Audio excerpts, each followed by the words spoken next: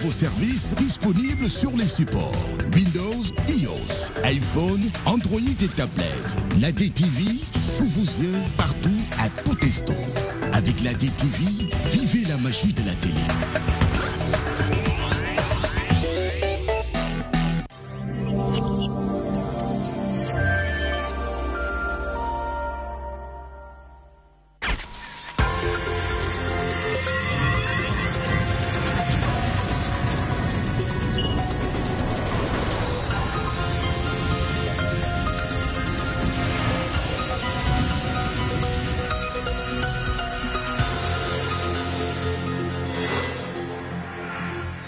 Fidèles téléspectateurs de la DTV waxtu seen émission question de l'heure jot na 5 ba toftal sax juróom-ñaari simili ma tolluwaat rek di leen jaajëfal ci topp bi ngeen di topp programme chaîne de télévision rawatina nag seen émission bii di question de l'heure seen émission question de l'heure ni koy amalee nag alarba bu nekk rek dañ fiy toog di waxtaane lépp loo xamante ne xew-xewul jamono na xam ngeen ni li des ci li nga xamante mooy élection présidentielle ci atum 2019 ñu ngi ko tënk rek ci juróom fukk yu toftal juróomi semaine maanaam ay bés yoo xamante ñoom ñoo des ci élection boobule bu ñu xoolee nag lépp lu jëm ci wàllu kujje gi wala sax ci waajtaay ci ku nekk ci jamono ji yaa ngi wàcc ci anam yi nga gënee ci kujje gi bu dee ñenn ñi ngi def ab plaidoyer maanaam di laaj nañu mën a def rek ba mën a boole seen doole am candidature individuelle am ñoo xamante doon jàpp que ni candidature plurielle mooy nekk li nga xamante ni moom mooy mën a tax ëllëg ak si biir ñu mën a am chance ci kanamu président Macky Sall waaye tamit loolu suñ ci booleeg rek xew-xewu jamono ndax xam ngeen ni tey ji méngoog àllarba ak ñaar fukki fan ak ñeent ci weeru janvier ci atum 2018 deuxième wala troisième renvoi bi nga xamante ni gannaaw ba ñu dàqee ñaari yoon procès Khalifa Babacar Sall mi ngi janook li nga xamante ni moom mooy ñi ko war a atte mbir mi nag fi mu toll mooy ci wàllum procédure ndax tey ji meerum Dakar war naa mën a nekk partie civile ci procès bi wala état bu Sénégal ndax am na ci wàll ndax déñe yi nga xamante ni ñoom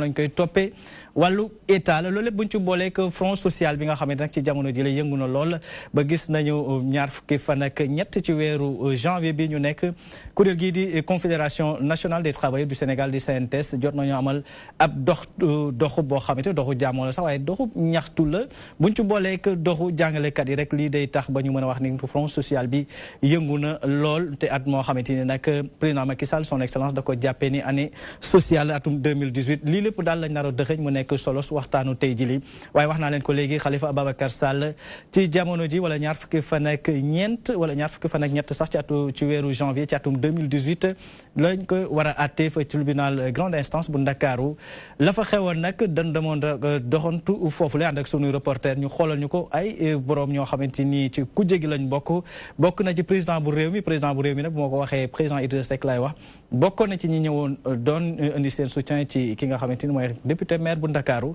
dañuy dem rek du côté de la baie vitrée teewlu élément bi dellu soit ci plateau bi. ñoo war a takku taxaw pour que lii nga xam ni président de la république mu ngi koy jéem mooy bañ a am benn adversaire ci élection présidentielle yi ñu dëgmal parce que xam na ne bilan bi nga xam ni moom la présenté peuple sénégalais bilan boobu baaxul ndax bilan bi li mu jur lépp juróom-benni at yi nga xam ni yor na ko réew mi mu dese ko benn li mu jur mooy taux de pauvreté ci Sénégal mu ngi 56,5%. ñun ñoo ngi ko fekkoon 51 indi ko 41 après le départ de Ablaye Wade moom yóbbu na ko ci 56,5% te loolu du samay waxu ay service statistique am lañu koo xam ni nag ndóolal nga sa réew amoo bilan boo leen présenté secteur yépp yàqu li ko dese mooy jël doole ji nga xam ni peuple bi moo ko moom pour di ko xeexe ay adversaire politique di leen éliminer wax ci biir salle bi ay discussion loi article yooyu yëpp am na njariñ certes am na solo mais du solos wax ji mooy procès bi c'est un procès politique ki ko sookee lenn la ci jublu mooy xeex ay adversaire politique am loolu la ñu war a xeex. Un procès politique ki ko nga xamante ni moom mooy amal mbir moom la sax wala ki mu duut baaraam joxoñ ko baaraam muy son excellence le président Macky Sall dafa nekk ci dynamique boo xamante ni dafa bëgg wàññi wala mu éliminer ñëpp ñoo xamante ni ay adversaire am politique ci atum wala élection 2019 yi du samay kàddu nag kàddu président wala leader bu parti bi ñu duppee réew mi la ñu am mbégte nag di dalal ci plateau bi Fossar Banding Souané bokku ci kuréelu APR Alliance pour la République di parti bi nga xamante ne ñoom ñoo ngemb njiitu réew mi son excellence président Macky Sall ba pare di yëngu fële nga xamante mooy ca Goudomp di njiitul conseil d'orientation du programme de promotion de la microfinance islamique du Sénégal monsieur Banding Souane maa ngi lay nuyu. maa ngi lay fay Mansour di nuyu sama naataango yu ma toogal ci plateau bi di nuyu tamit seen téléspectateurs yëpp di TV. ndax d'accord nga ak li njiitu réew mi parti réew mi précisément wax que ni njiitu réew mi son excellence président Macky Sall dafa nekk ci dynamique u liquider maanaam rationaliser wàññi donc li nga xamante ne moom mooy candidature yi nga xamante ne ci atum 2019 ñu war a mën a janoog ñoom. jërëjëf Mansour lu ma ciy wax lu gàtt la ndax mbir mi mbirum sénégalais yi la lu tax ma ne mbirum sénégalais yi la ndax sénégalais yi gis nañ président Macky Sall réalisation yi mu nekk di def ci réew mi damay comprendre le président du parti réew mi Idrissa Seck parce que dafa gëj ci biir réew mi bu ma waxee loolu du dépassé Thiès lu ci ëpp mu ngi tëju mu def ci jamono ji tournée nationale tournée nationale boo defee ñaari département loolu tournée nationale le Sénégal ne se limite pas à la région de Thiès te yàlla def na tamit ci élection législative yi ñuy jàll tamit ci département de Thiès tamit Thiès waa yi tamit wane nañ ko ne adhéré nañ ci politique ku président Macky Sall ndax président Macky Sall jël na fa ndam donc mu nekk lu am solo donc moom bu waxee loolu ci biir base ci boppam ñu fekk ko foofu président Macky Sall wane fa réalisation yu mat sëkk yu convaincre population thiessoise yi rawatina nag population Sénégal kon kooku ku am réalisation ak résultat yu mel noonu jarul sax nga naan dañuy ñoom li ñuy xalaat ba di njott ne dañuy éliminer ay adversaires politiques xanaa moom ci boppam xanaa du candidat wala dafa doykul ci kii bi moom mu ngi jox ay yitteem donc moom kenn tëju ko kenn jàpp ko donc pourtant adversaire politique la du mu ne sax adversaire mais concurrent politique la parce que adversaire xaw na rëy sax mais concurrent politique la moom mu ngi dox ay soxlam amuñu ci benn problème donc lu ci am ci mbir mi mooy réew mi bañ ko jëlee président Macky Sall ba mu ko jëlee dafa ne bonne gouvernance boobu moom lay wëyal képp ku yor xaalisu Sénégal yi mooy nga yor ministère nga yor direction wala nga yor collectivité locale mooy na maanaam mairie wala département conseil départemental dañ la war a saytu boobu la IGE def saytu boobu moo wane ni dafa am ay manquement ay lu xóor yu xaw a doy waar ci maanaam gestion wu benn kees boobu moom la tey justice war a juger ndax lu ñu tuumaal Khalifa Sall moo ko def war a defu ko la ci am solo mooy preuve yi état andi ñëw na ak ay éléments défense bi andi na ak ay éléments la ci des nañ ko bàyyi ak justice kon jarul wax bi yëpp jarul muy rëy ndax la ci leer ba leer mooy caisse lañu wax caisse d'avance la te caisse d'avance dafa am lu muy doxee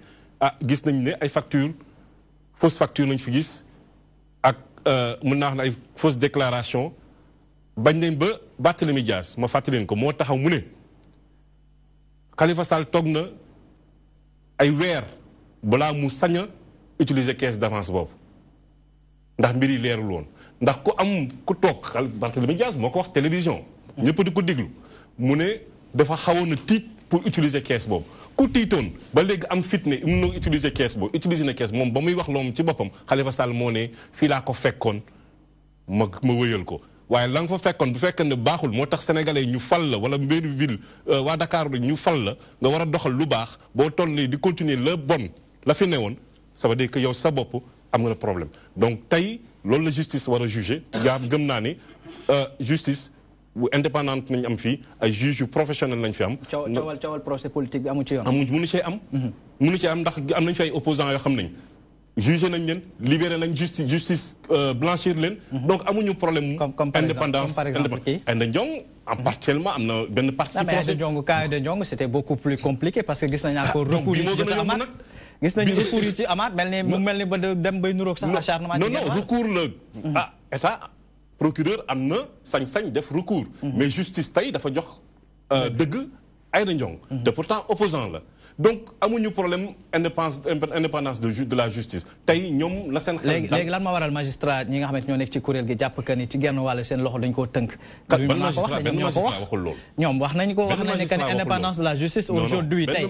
am na procureur près de la CREI bu fi génn ci jamono ni moom il est arrivé à un certain moment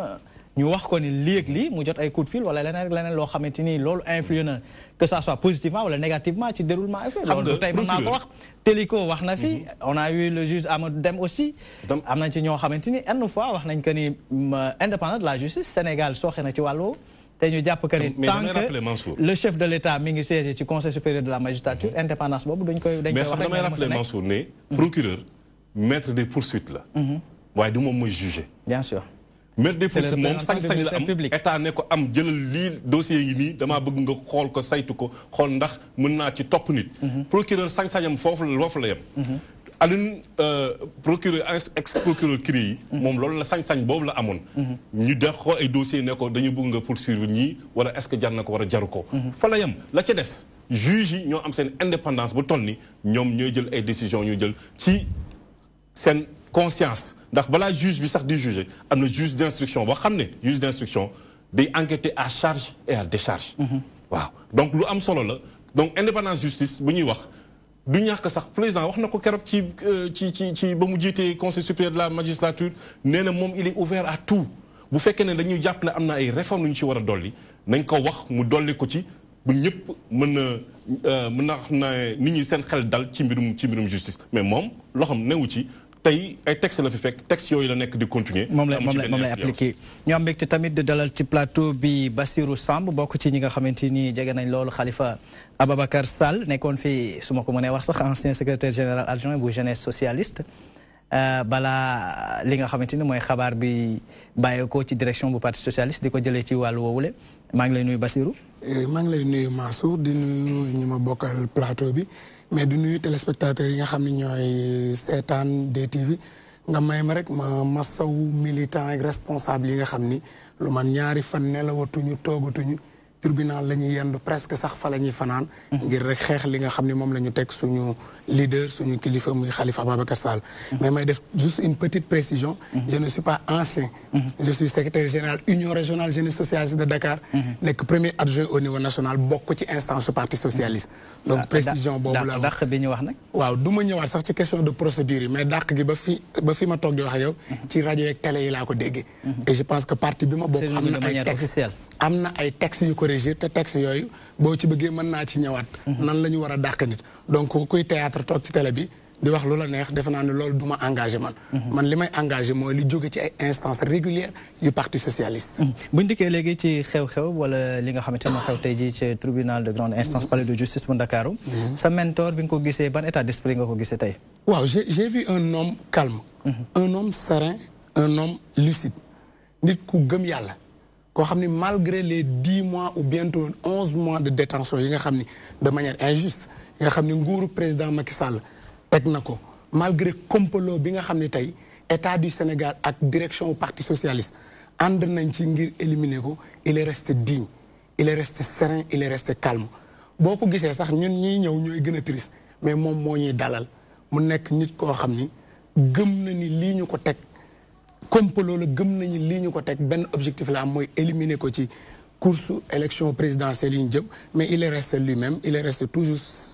serein et je pense que image yi nga xam ni génn na nit ñi gis ko xam nañ ni kii li nga xam ni fa la ko nit ñi bëgg a yóbbu nekkul foofu il est toujours resté Khalifa bi nga xam ne kon da ngay partagé li nga xamante ni moom mooy réaction bu président bu parti Rewmi di Idrissa Seck que ni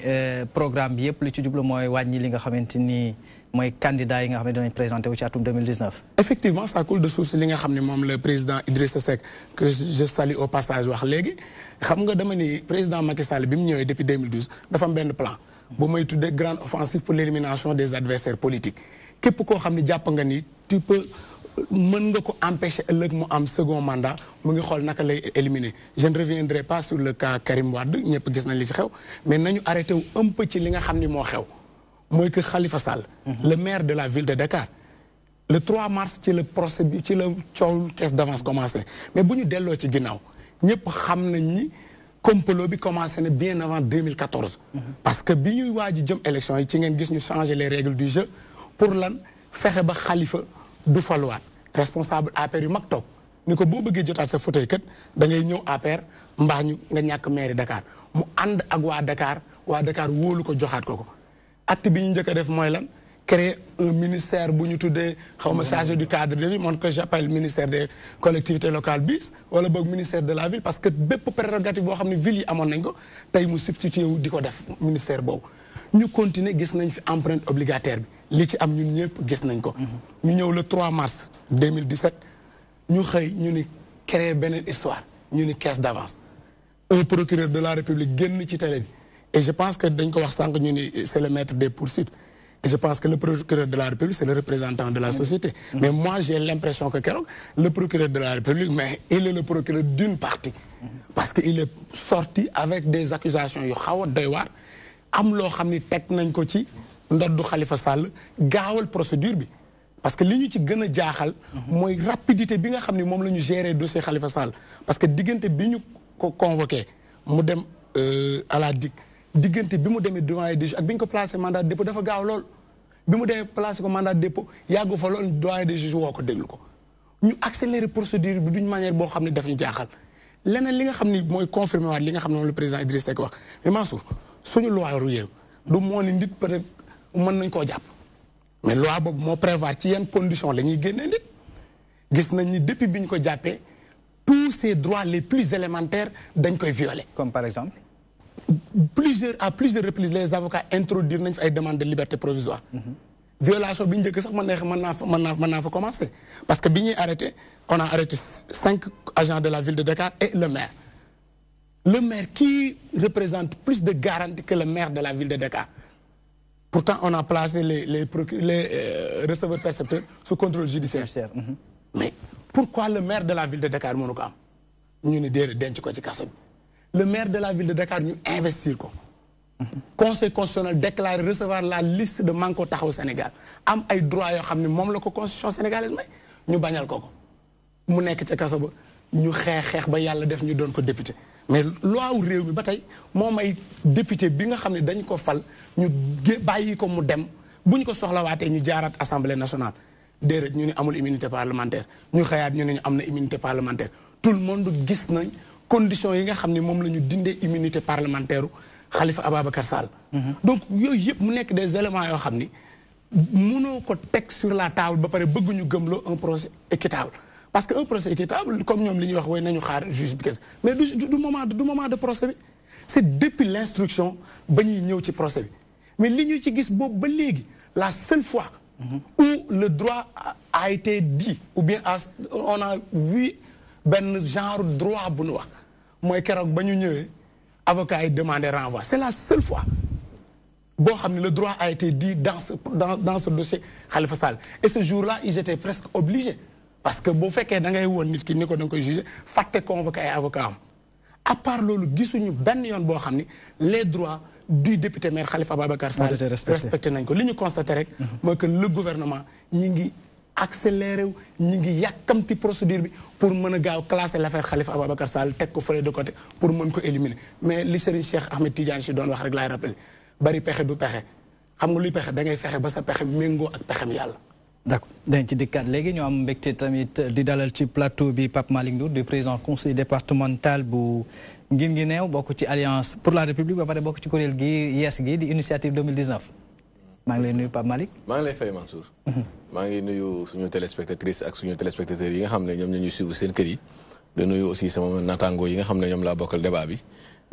Fossard bi nga xam ne ñoo bokk parti di profité pour féliciter ko quand même ci confiance bi nga xam ne moom la bénéficié wu. ci président di nuyu aussi ñi nga xam ne ñoom laa ko seqal te faroo ci. kujje gi opposition bi donc maa ngi leen di nuyu di am yaakaar ne débat bi dina amal njëriñ askan bi. waaw Pape Malick ndax xam njiitu réew mi son excellence le président Macky Sall dafa amul bilan wala dafay deful ay réalisation yu doy yoo xamante ni war na mën a tax ba Sénégal yi am ci confiance ci moom ci atum 2019 ba mu war a mën a taxawee rek taxawaay boo xamante ni day bundu xatal wala sax muy éliminer adversaire politique ni ko njiitu parti réew mi waxee. loolu waxu opposition la waxu opposant la je pense que Fossard wax na ko léegi. et dans les faits Idriss Seck bu muy wax loolu xanaa moom yëgul ne moom war na mën a nekk danger. Moi je pense que c'est un aveu d'échec boo xam ne tey montré nañu ko tey mu ngi ñuy wane que ne moom en tout cas président boolewu ko ci adversaire am. Cela veut dire que moom reconnaître na tey ci li mu wax. que ne moom poids plume la maanaam amul benn tekkiwul dara ci langue politique bi loolu la wane sànq ci li mu wax. Parce que yaakaar naa kenn topp ko maintenant li ma mën a wax ci débat bi nga ma posé de manière générale mooy il n'a jamais été question pour le président Macky Sall muy jëm bund xatal qui que ce soit ici au niveau donc de la politique ci Sénégal ndax ñi nga xam ne moom la amal problème amuñu ay problème politique Khalifa Sall wootewul meeting APR tas meeting bi Khalifa Sall wootewul marche ñu ne ko du fi amee Khalifa Sall posé wul débat scientifique ak technique ñu ne ko doo ko fi posé wee donc sur le terrain politique amul benn bund xataal boo xam ne bund xatal moom kañ moom moo def ay luubalam am problème ak justice au Sénégal loolu la justice nag elle est indépendante au Sénégal c'est vrai juge yi ñu ngi ne il faut encore plus d'indépendance loolu ça existe partout dans le monde le débat aujourd'hui dans toutes les institutions au monde le débat c'est le débat de l'amélioration même soo demee comme mooy rek ñi nekk ci mbedd bi naan assemblée nationale lu mu war a doxee war na gën a baax ñi nekk ci mbedd bi naan président dañ ko jox pouvoir donc c'est un débat permanent un débat qui est là boo xam ne même dans toutes les grandes démocraties débat boobu moo fa am donc ma ñu xamee ci noonu Mansour que suñu déggee benn juge bu taxaw wax ne président de la République warul nekk au niveau du conseil supérieur de la magistrature au niveau du conseil supérieur de la magistrature signifiewul remise en cause de l'indépendance de la justice mais dafay signifier le débat qu'il doit y avoir pour une amélioration donc du pouvoir judiciaire au Sénégal loolu je pense que quand même c'est une affaire boo xam ne bëggoon naa ko éclaircir maintenant li ma jaaxal ci politiciens Sénégal yi parce que tey Khalifa la woon démb Karim Wade la woon ñoom ba léegi matérialité fait yi maanaam fait yi nga xam ne ñoom ñoo ko def duñ ci débattre sacralité dégg naa sànq sama waa ji wax na fi pendant 1 heure de temps mais il n'a jamais été question de remise en cause ci pexe yi nga xam ne moom la amoon moom la amoon ba def li mu def amul man j'aurais accepté débat bi pour mu nekk débat bu sérieux crédible je serais très très très honoré ma déglu ko muy remettre en cause les fondements donc de la poursuite maanaam nit ku ñu ne gëlal xaalis nga dem jëndee ko dugub ak ceeb déclaré loolu nga ko def te ba léegi mënooñu ne ceeb bi fii la dugg mënuñu ne dugub bi fii la dugg donc loolu remettre ñu ko en cause ñoom donc débat de procédure la ñuy def maanaam débat boo xam ne amul benn sens ay waaw heure bi ñu ko jàppee waruñu ko woon jàpp heure bi sànq mu ngi ne oui depuis dañuy yàqamti affaire yi mais waxoo ko sànq depuis mois de mars ñu jàpp la di enquête ban la si précipitation am bientôt 1 an ñu ngi enquête tey mu ñëw di wax ay waxu précipitation y a pas eu de précipitation peut-être à niveau bi mu bëgg a wax moom mooy mandat de dépôt beeg. non mais dama la ne nekkul na ñun démb la ñu xam ne président ak ñun Sénégalais yëpp ak fee yi wane nañ ko nekkul na ñun démb la ñu xam ne am na ay affaires yu leerul woon ministère au niveau de la mairie de Dakar xamuñ ko woon de 2012 mi ngi soog a feeñ. non mais mu ngi soog a feeñ parce que peut-être tey jii la ko justice di càmbar mais dama ne peut-être Pape Malick lu ci xaw a doy waar mooy la coïncidence elle est trop moom laa expliqué dama la ne moom wax na ko nee nañ doon xeex Khalifa Sall ci 2014 pour mu ne bañ a nekk maire mais su fekkoon dañoo utiliser rek ay position xanaa kon boobu lañ ko waroon def boobu nga xam ne taxaw na ne dafa bëgg mandat ci mairie Dakar ñun xanaa boobu suñu neexoon su fekkoon ne politique rek moo ñu tax a jóg xanaa boobu dañu doon soulever mbir mi mais soulever wuñ ko dafa am heure bu ñu ko waroon soulever parce que le temps de la justice est différent du temps de la politique gagné na dem na justice càmbar na affaire yi wane nañ li nga xam ne moom la fi def donc man je pense que débat bi su ñoom la ñu doon xaar si ñoom mooy ñu ñëw toog expliquer la matérialité quand même des faits yi nga xam ne moom lañ leen taxal beneen bi ba ci démb dégg naa au niveau de la ville de Dakar ñuy jëm a yokk ay procédures ñuy yokk ay procédures parce que au parti civil effectivement loolu je pense que ñoom seen bopp fépp rek ngay xamee ne ñoom jubuñ wala en tout cas defuñ lu jub mooy ku ñu jàpp nga xam ne ñu ngi ne siwee juge la pour xam foo féetee ñoom ñuy guddal ay jël di guddal procédure maanaam comme daal mbër moo xam ne dañ ko yëkkati ba ci kaw da nga yaakaar dina daanu boo xam ne daal rek moo des nga naan waa baajëma fii baajëm fële li may wax nag ça n'a rien à voir avec la politique dama def appréciation par rapport ak justice bi ni muy doxee li may wax nii en tant que citoyen laa koy waxee dama la ne day mel ni ku ñu yóbbu sàcc bu ñu jàpp ne la dañ lay jugé ñëpp xam nañ ne lii dafa leer nañ soo mooy tuul waxuma nag je ne suis pas le juge damay def ay appréciation dinañ la si jàpp yow ngay guddal jël bi waaw suba nañ ñëwaat gannaaw suba loolu rek may wane ne ñoom ñoo nekk ci temps politique pour revenir ci ville de Dakar li nga xam ne moom la ñu def te nga xam ne ñàkk xam mënul weesu foofu nga ñëw taxaw ne way ville de Dakar waaw waa Dakar la ñu tooñ parce que en tout cas problème su amee Dakar la ñu tooñ ñoom lu ñu xamul mooy xaalis bi nga xam ne moom la ñu jox ville de Dakar nekkul xaalisu Dakar waa kese c'est vrai taxes yi Dakar la ñu ko recouvrer mais jox nañ leen fonds de dotation jox nañ leen fonds de concours fonds de dotation bi mu ciy cité. ku leen ko jox état. état moo leen ko jox te état bi fan la c'est la TVA. recouvrée au niveau national. maanaam TVA ba ñu fay Ngélu fay ko Sédhiou. fay ko moom la ñu dajale séddi ci Dakar donc alal boobu alalu réew mi la ñuy wax waxu indépendance ak autonomie mais agences yi les agences d'exécution ils sont autonomes. mais cela ne signifie pas que am nañu indépendance ne dañ def leen neex ñoom ñooñu nga xam ne ñoom ñoo voté loolu tey war nañu Dakar war nañu Sénégal parce que taxaw ne woy partie civile ñoom ñooy conseillé wu partie civile et cetera ñoom gis nañu loolu quand même ouais c'est expliqué on peut l'expliquer parce que ñoom bu dal jël la moom moo leen intéressé. donc pour dire en résumé que ñoom ñii lu ñu leen di xaar wax naa ko sànq mooy nañu jéem a expliquer wala remettre en cause les fondements de l'accusation loolu moom suñ ko defee moi vraiment je pense que foofu mooy nekk argument yi nga xam ne moom la ñu war a développer pour mun a juge bi mun leen bàyyi mais argument yi ñuy wax ne argument politique ça n'a rien président Macky Sall yaakaar naa tal na leneen lu dul yóbbu ay nit ay yoon topp ay yoon ak yooyu la koy falaat ñaar la yàlla la ak askan bi yàlla la parce que yàlla mu ngi fi di juger di xam kan moo fi baax pour askan bi ak kan moo bon ci askan bi population bi aussi defuñ soo demee tey Louga Kër Momar Sarr war nga dem war xoox wala nga dem feneen mais xamuñu sax la xew Dakar xamuñu sax Khalifa Sall lu mu fi def ak lu mu fi deful donc ñoom dañuy juger président de la République ci piste rurale yi mu fi andi dañuy juger président en tout cas les faits loolu dañu ci dikkaat sax parce que yaakaar naa ne njiitu parti réew mi am na fu mu wax taux de pauvreté bi fekk ngeen ko foofu ak foo leen ko yóbbu dinañ ci dikkaat ñu am mbégte nag di dalalaat ci plateau bi docteur Babacar Mar bokk ci réseau des enseignants du parti réew mi ba pare di militer fële nga xamante mooy ca Jaxaaw docteur maa ngi lay nuyu maa ngi lay fay Mansour di profiter ci invitation bi di nuyu samay naataango yi ma dajal ci débat bi di nuyu askanu Sénégal ci sama baat di leen jébal nuyu président Idrissa Seck di ñaan jàmm yàgg Sénégal di ñaan tamit képp koo xam ne am nga lu la téye muy feebar muy mettit wala lu mu mën di doon yàlla indi ci saafara. Si je prends au mot docteur si je prends au mot Pape Malick Ndour que ni sa njiitu parti du président Idrissa Seck li mu wax c'est un aveu d'échec maanaam comme bu ñu ko jàppee politiquement parlant c'est un poids plume. jërëjëf Mansour jërëjëf waxtaan bi je crois que jarul sax ñu koy yóbbu ci bërëb yi nga xam ne mooy bërëb yi ñuy tubaab bi tuddee scientifique maanaam nga wax ci juridique maanaam nga wax ci ay loi wala ngay wax ci ay date wala ngay wax ci ay événement jaru ko parce que lu ne fan kenn du ko jeex li ñu jàpp ñun au parti réew mi suñu njiit le président Idrissa Seck jàpp ko mooy que ne exécutif dafa dugal loxoom ci judiciaire te ki doon wax sànq c'est pas n'importe qui parce que loolu da ci xalaat bu yàgg en 2007 ci programme am sànq yaa ngi koy wax balaa may dugg ci fond bi dama lay décrire la forme en 2007 ci programme Idrissa Seck di ci wax lu leer pour que lii yëpp mën a dañ dafa wax lii mu ngi nii programme baa ngi nii ma bëgg woon askanu Sénégal mu ngi nii dafa ne l'indépendance de la justice est le socle qui manque à notre démocratie et à notre système économique. Nous devons nous orienter vers l'indépendance totale de notre système judiciaire en le dotant d'un mécanisme de contrôle interne qui évite les dérapages. À cet effet, l'exécutif ne siégera plus au Conseil supérieur de la magistrature en charge de la promotion des juges. Moi, li nga wax fi sànq maanaam ki doon wax sànq président Idrissa dafa de man su ma demee ba askanu Sénégal dénk ma Conseil supérieur de la magistrature bi nga xam ne foofu la magistrat yi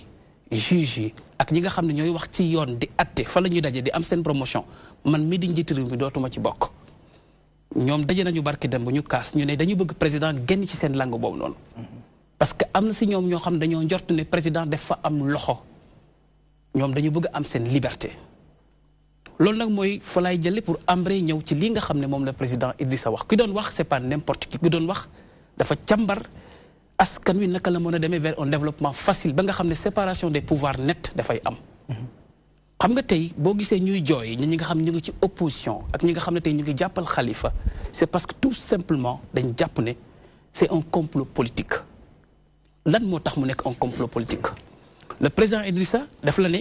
Macky Sall bëggul am candidat bu sérieux bu jàkkaarloog moom signifiewul ne moom il n'est pas un candidat sérieux waaye nag dañ ne waxtu mettit bu jotee mu am ñu koy yëgg nekk ay frère fàttali sa bopp loolu la def dafa fàtte boppam tey pour wax ci le cas Khalifa et je crois que c'est extrêmement important pour nos leaders d'aujourd'hui suñu leaders yi dañuy war a incarner benn mbir moo xam ne nii li leen di dajale mooy ëpp leen di xaajale loolu la Idrissa def ci li mu wax nii alors tey li am pourquoi mu nekk un complot mooy historique bi tuuti laa la ciy waxal parce que IGE bañ demee ci Khalifa def fa 18 mois benn question kese lañ ko posé caisse d'avance bi naka lañ koy utiliser naka lañ ko doon defee et cetera point Khalifa wax leen ca lam ca fekkoon ak na mu continuer di ko defee lam ca fekkoon changé wu ci dërëm te Khalifa Sall moo gën a jub foofu le président Macky Sall parce que tout simplement Khalifa Sall ñam fa fekkoon ñu nekk ay fonctionnaires de l'État ku mel ni Mbaye Touré ak ñeneen da leen na maintenir donc bu fekkoon dafa nekk koo xam dafa bëgg a indi jiixi jaaxa wala mu bëgg a indi loo xam ne nii leerul ci askan bi mën na leen changer indi ay fonctionnaire am koo xam ne bu leen ne teg leen fi seen loxo ñu teg ko fa teg leen fi seen tànk ñu teg ko ku la abal ay bët fu ko neex ngay xool deful loolu da leen maintenir di doxal la nga xam ne moo xewoon moo daan xew dara changé wu ci rien du tout mais ñoom seen bopp xam nañu ne Macky Sall ndax ma wax loolu le président Macky Sall ñëw na fi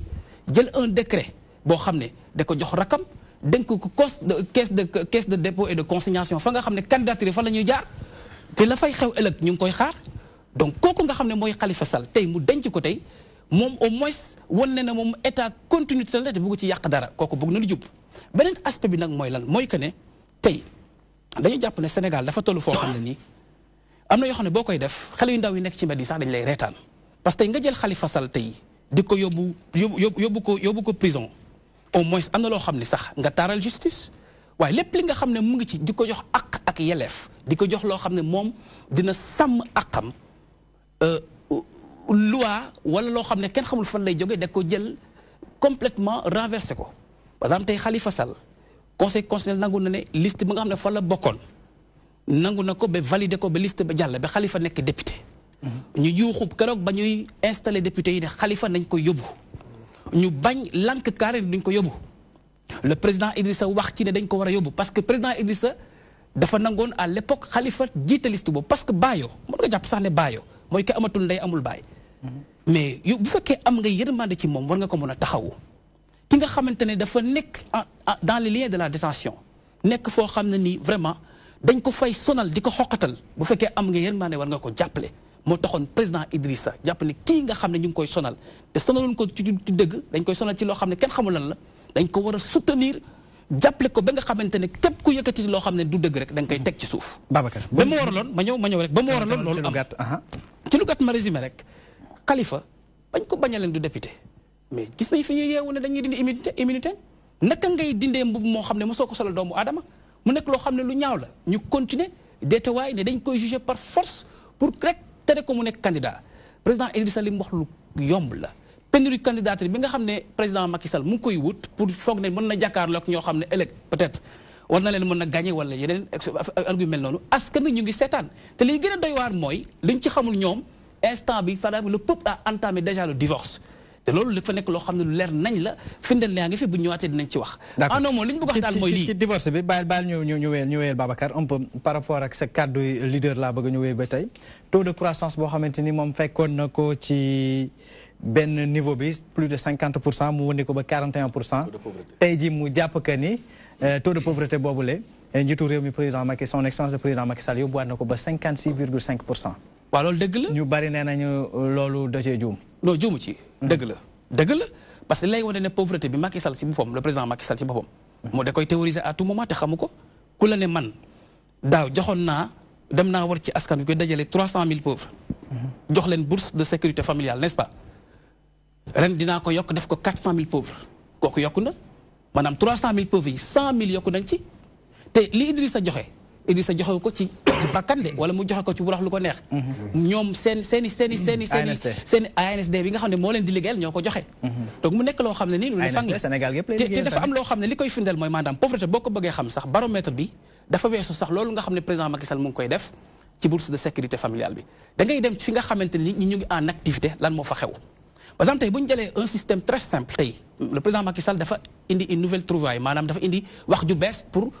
naxat askan wi dafa ne damay créer concept lu ñuy wax entreprise état formation mu tuddee ko nouvelle initiative pour l'insertion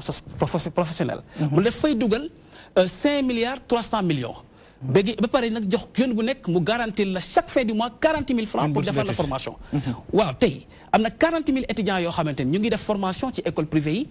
état yorel waa école privée 16 milliards yoo xam ne mënu ko fay. mu bàyyi cancer boobu di faj ay góom. donc baromètre bi dafa jegi sax fi nga xamante ne mooy bourse de sécurité familiale yi dafa jëm ba dugg ci fi nga xamante ne mooy ñi nekk en activité mu dugg si ñoom ma jox la beneen exemple. man mi tey j'enseigne à l'université je suis professeur vacataire. docteur nekk fa. mais état yorel na ma loo xam ne depuis le mois de juillet ma koy yore mënoo ko fay. ñaata ngeen ak mais nous sommes presque ay 3000. on fait le triple des enseignants permanents yi fa nekk. li mu yor xam ne ñaata la motul 1 milliard ay 500 millions la. barki Demba Ndiaye mais gis nañ li fi xew actuellement dans ce pays là gis nañ ñoo xam ne nii quand les cordonniers sont les plus mal chaussés boo demee dans le système sanitaire. ñu gis ay contractuels de la santé naan ñun amuñu couverture maladie sanitaire amuñu couverture maladie ñun dañu am problème di des ay 7 mois kenn fayu leen. da nga gis les contractuels des enseignants contractuels yu des ba le 15 vers le 20 du mois kenn mu leen fay mais loolu mooy doon. et c'est ça la pauvreté. au-delà même de l'aspect ñi amul activité ci point boobu. taux de pauvreté boo xamante ne da nga ko fekkoon ci moins de 40% wala 40% yu toftal tuuti. nga yóbbu ko 56,5%. alors quelquefois Sénégal les signaux sont vraiment rouges. dañuy jël débat boo xam ne.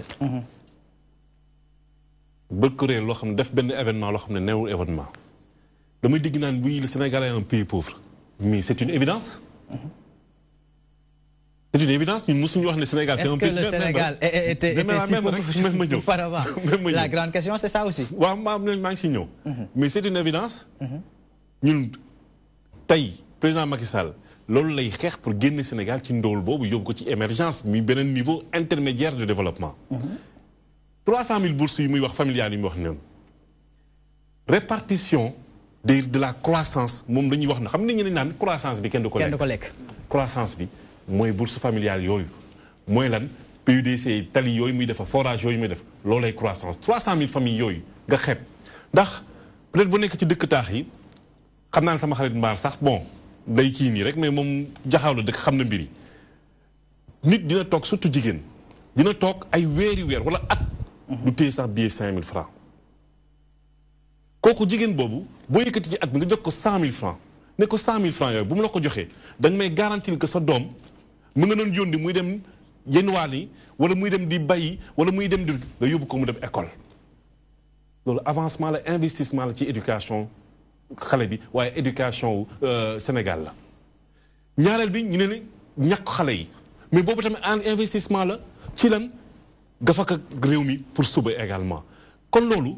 non seulement da ngay jàppale jigéen kooku mu jël xaalis boo xam dina ko dugal ci xale yi waaye dina jënd lu mu ndaw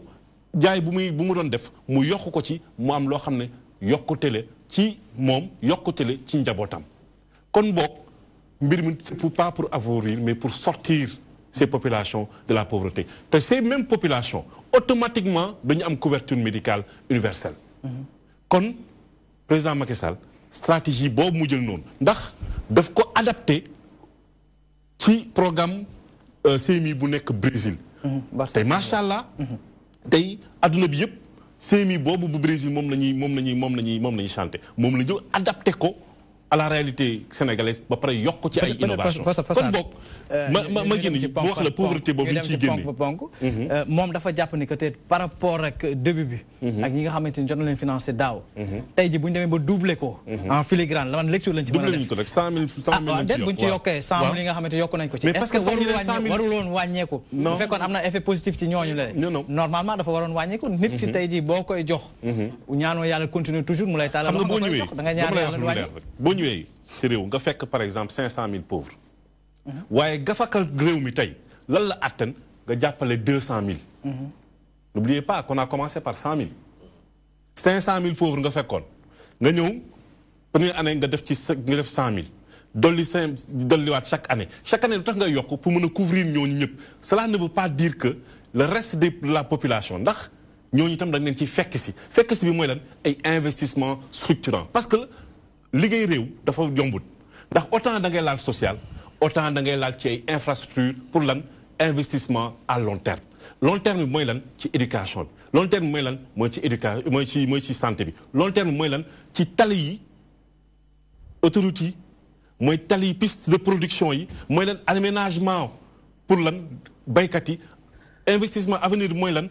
machines yi ñuy jox agricoles yi pour que population yi mën a yokk donc yore réew ñaari leviers yi loolu il faut nga régler tout de suite des problèmes sociaux en même temps il faut nga régler des problèmes d'investissement à moyen et à long terme loolu ngay allier si ñaar yooyu ba résultat yi parce que tali bi ngay def résultat bi mënul fañu feeñ du feeñ tout de suite dina feeñ ñaar ba ñetteet li may rappel suñu maam Ablaye Wade ba muy defal autoroute bi ñu bëri dañ ko doon décrire waaw éléphant blanc la naan tali amul njëriñ autoroute bi amul njëriñ macha allah tey décongestionné na président Macky Sall ba mu ñëwee lan la def mu ne damay yokku gis-gis boobu yóbbu ko ba AIBD yóbbu ko ba Mbour yóbbu ko ba Ila Touba loolu yëpp investissement mooy tax ñu génnee par rapport ak taux de pauvreté bii nga xamante ni ñoom fi mu ko bàyyi woon président Idrissa Seck li mu wax waaw ko yóbbu ba 41%. damay rappeler dara je parle sous le contrôle de mon ami et frère moom économiste moom dina ci mën a tontu ci wàllu c'est pas pour discréditer qui que ce soit mais gis nañ président Macky Sall ba mu ñëwee importance ba mu jox ci statistique fiable yooyu tey àdduna bi yëpp dañ ko reconnaître Sénégal ñu ñëw def benn innovation au niveau de l'ANSD pour lan mu joxe ay statistiques fiables maanaam du ñu yem ci quelques naan manque de moyens moo tax ñu def quelques études ay études approfondies ci tous les niveaux ci taux de pauvreté bi ci taux li ñu ko waxee de chômage bi etc pour am indice loolu c'est pas pour que ñu génne ay lu xóoru Sénégal déedéet dañoo bëgg xam réalité bi pour mën a andi ay solution yooyu tey moo tax nu mu tudd sax chiffres yooyu ñu am tey moo ñuy permettre tey ñu jël ay mesures yu am solo réalité la keroog ba ñu génne chiffres yi xam nañ la réalité de la pauvreté au Sénégal yéen it du ma ne sax année antérieure yi mais jëm naa ne rigueur bi d'accord nga ni que ni dafa yokk non du yokku n'oublie pas que population bi tam dafa yokk ci diggante bi non 56,5% yi population bi yokk na ci diggante bi waaye dama lay wax d'abord mais population bi yokk na ci diggante bi mais ensuite cette fois-ci on a des chiffres des vrais chiffres yoo xam ne xam nga président Wade daf ñu tàmmaloon te ba FMI jàpp ko ci fi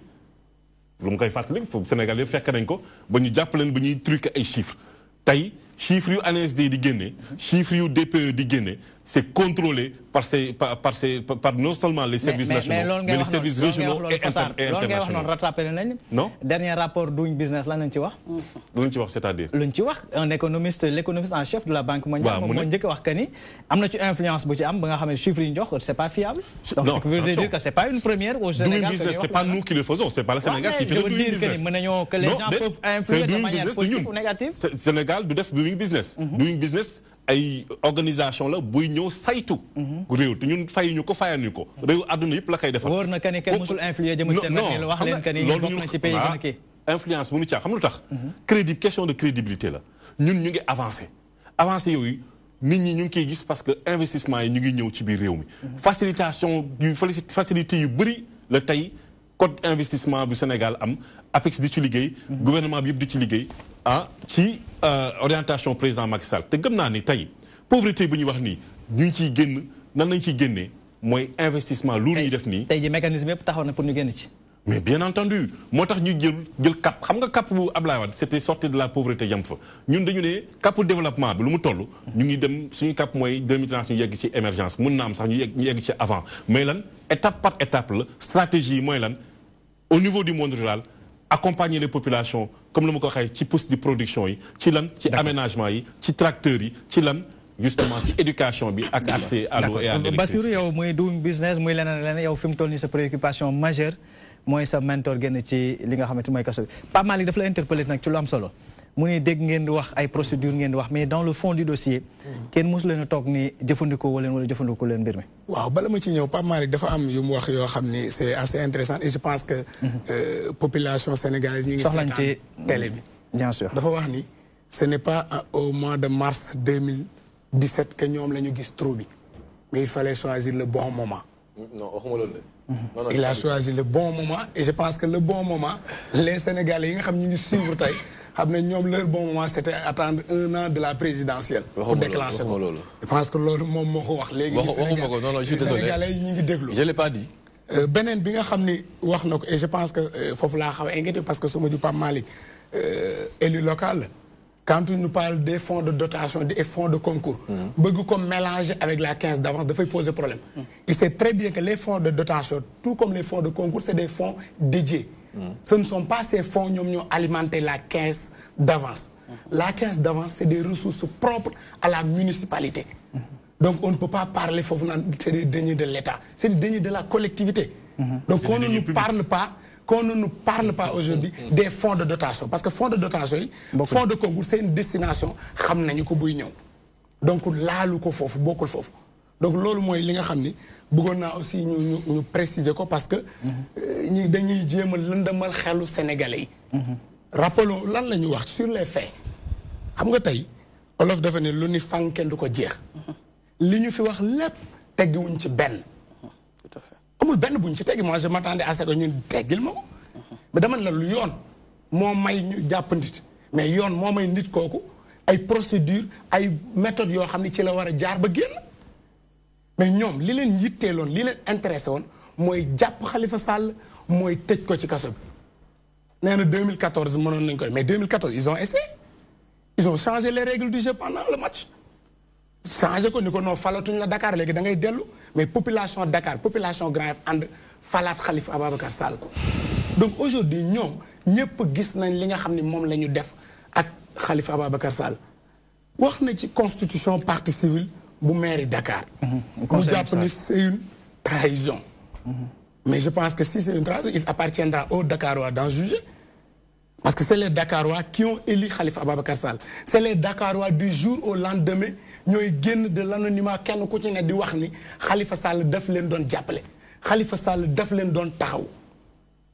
Loolu moo tax sax doo ci bëgguma sax ñëwaat débat bu trop ñu utiliser seen ordre de mission yi ci élection yi jàll parce que xam nañ ni suñu demee ci élection yi jaar yoon yu normal les Dakar wax xam nañ ni Khalifa Ababacar Sall lañu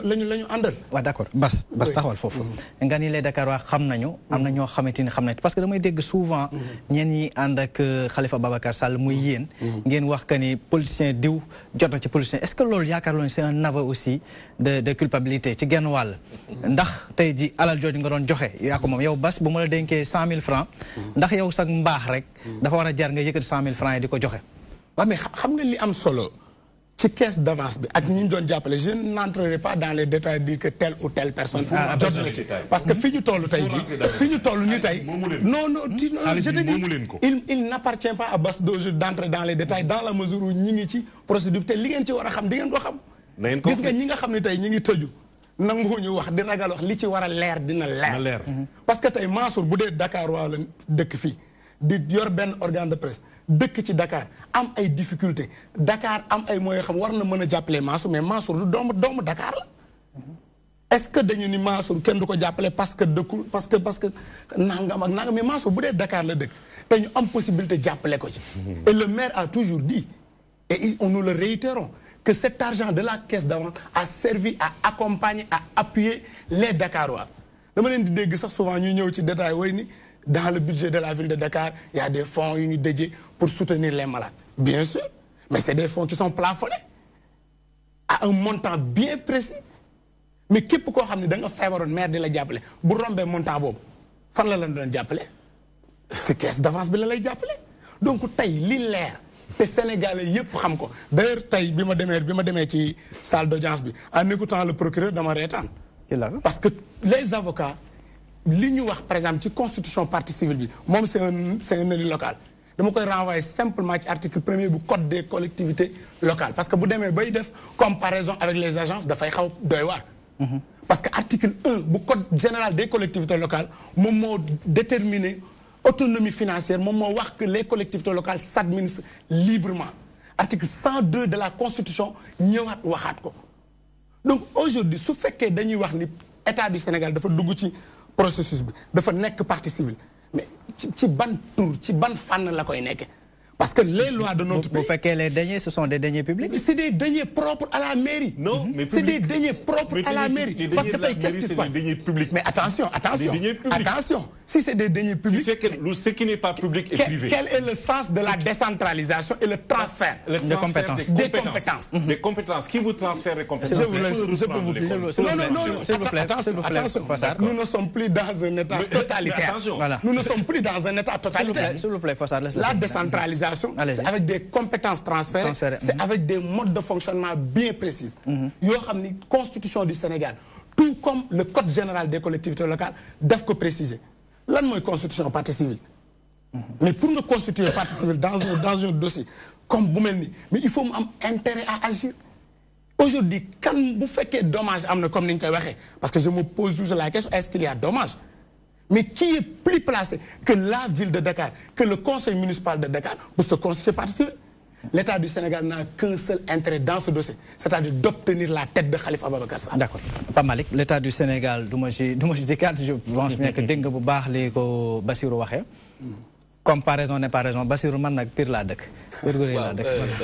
Mansour, je pense que moom Bassirou, soo déggee li mu waxee rek nga xam ne moom lu ko fi andi mooy Khalifa Sall.